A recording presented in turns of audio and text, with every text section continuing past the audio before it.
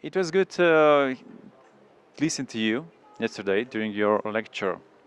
Hmm. But before we talk about the responsibilities, actually, what can you tell us about the responsibility in the communication between the agency and the brand or clients?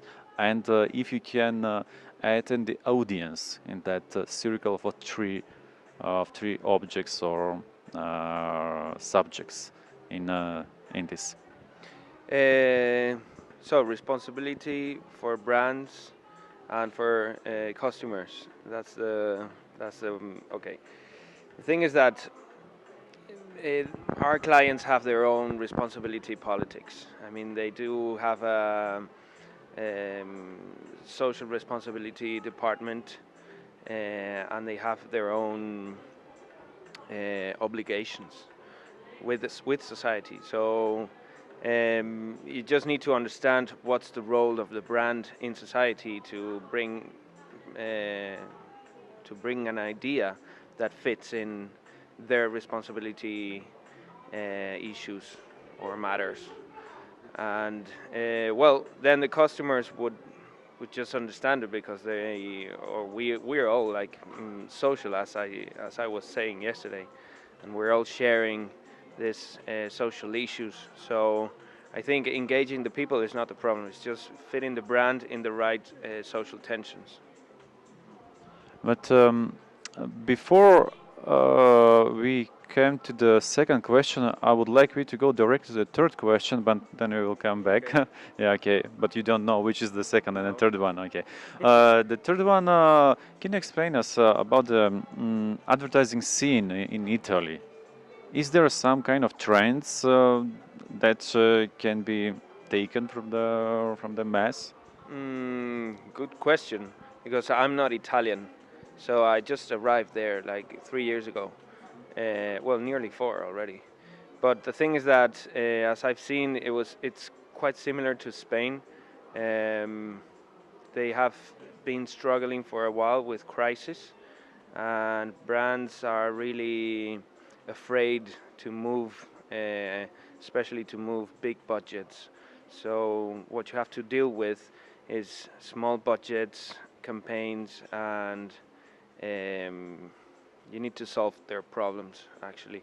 But then again, there's a big competition because Publicis Group is one of the biggest in Italy, and they're pushing really hard, um, creatively speaking. I mean, and it's it's kind of a competition between the best creatives in Milan and Rome and us, because the truth is that there's a good level in creativity. There are really good creatives in Italy, um, even though the situation is not as we would all like it to be.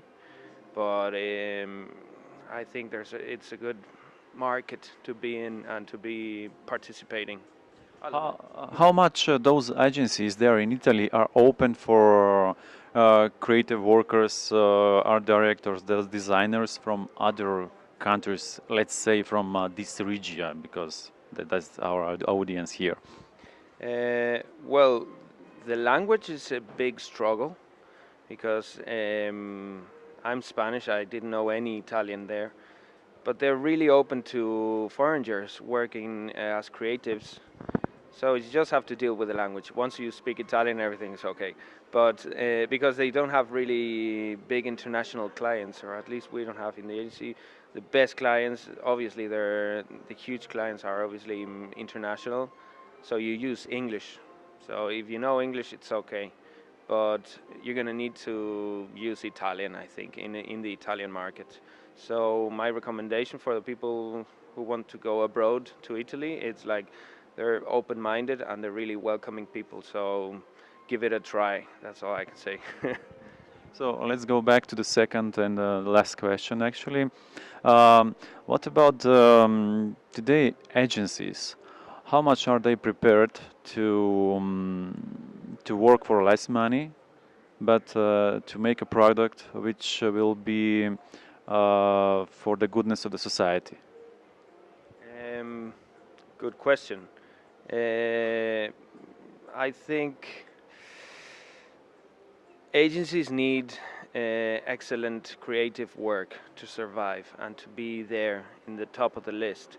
So you do need to invest, uh, not money but time, and also talent to make good creativity happen.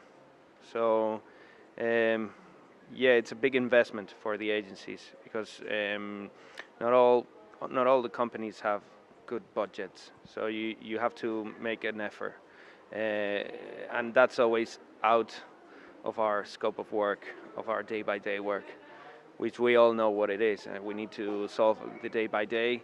And then if we want to do something amazingly brilliant and helpful for society or whatever, and we want to push society forward, you're going to have to do it outside of your work time. Or you find the perfect brand that buys that intention, which would be perfect. I mean, if you find it, you're lucky.